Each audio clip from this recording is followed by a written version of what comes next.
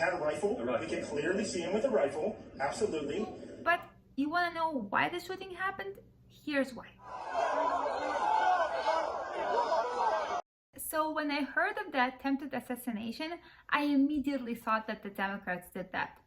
They must be so desperate, I thought. But then I looked at details of what happened, and I have to say that my perception changed.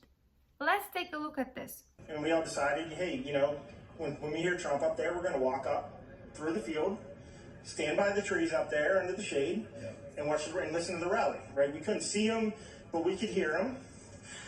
So we walked up, and probably 5 to 7 minutes of Trump speaking. I'm estimating here, I have no idea, you know, but we noticed a guy crawling, you know, bear crawling up the roof of the building beside us, 50 feet away from us. So we're standing there, you know, we're pointing at the guy crawling up the roof. And he had a gun, right? He had a rifle. We could clearly see him with a rifle. Absolutely. So he could clearly see the guy with a rifle on his back crawling up the shed. Multiple people present at the rally reported seeing the same thing. Does it sound to you like a government-ordered assassination? A person who's being hired by the state to assassinate a former American president wouldn't be seen climbing on top of a building with his weapon in plain sight. I mean, the Democrats are unprofessional and they tend to hire wrong people to do work for them, but this crosses every line. If they really wanted to do it and get away with it, they wouldn't hire someone like that. But you want to know why the shooting happened? Here's why. I just don't even know why there aren't uprisings all over the country, and maybe there will be. People need to start taking to the streets. This is a dictator. You know, there needs to be unrest in the streets for as long as there's unrest in our lives. Enemies of the state. Show me where it says that protests are supposed to be polite and peaceful. Do something about your dad's immigration practices, you feckless. When they go low, we kick. How do you resist the temptation to run up and wring her neck? The biggest terror threat in this country is white men, most of them radicalized up to the right. I thought he should have punched him in the face. I said, even if you lost, he insulted your wife. Yes. He came down the escalator and called Mexicans rapists and murderers. He said, well, what do you think I should have done? I said, I think you should have punched him in the face and then gotten out of the race. You would have been a hero. I'd like to punch him in the face. For years, the Democrats have been calling for violence against Trump, and it was just a matter of time until some crazy person snapped. And I think it also comes to show that the tactics of provoking hatred and inciting violence really don't work.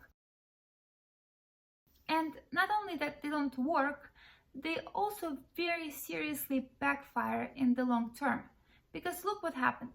Trump survived, his popularity is growing, while the Democrats look really bad. On a different note, the Secret Service that was supposed to protect Trump did a terrible job.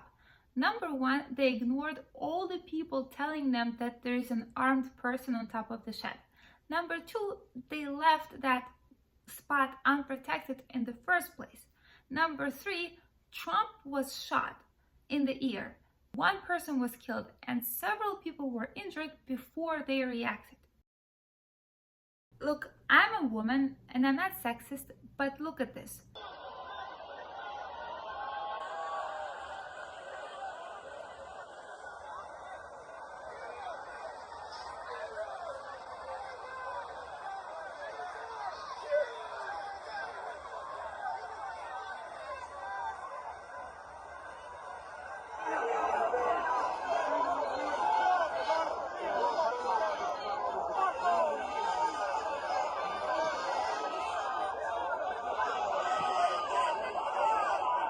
The women here seem to have absolutely no idea what they're doing. They're in panic, they're in shock. One of them can't holster her gun properly. To me, this looks like the DI nonsense. They were probably hired for equal representation or something. And as a result, we were 1 inch away from a major disaster. This is really terrible. My heart goes out to all the people who were injured and to the family of the person who was killed. This should not be happening in America.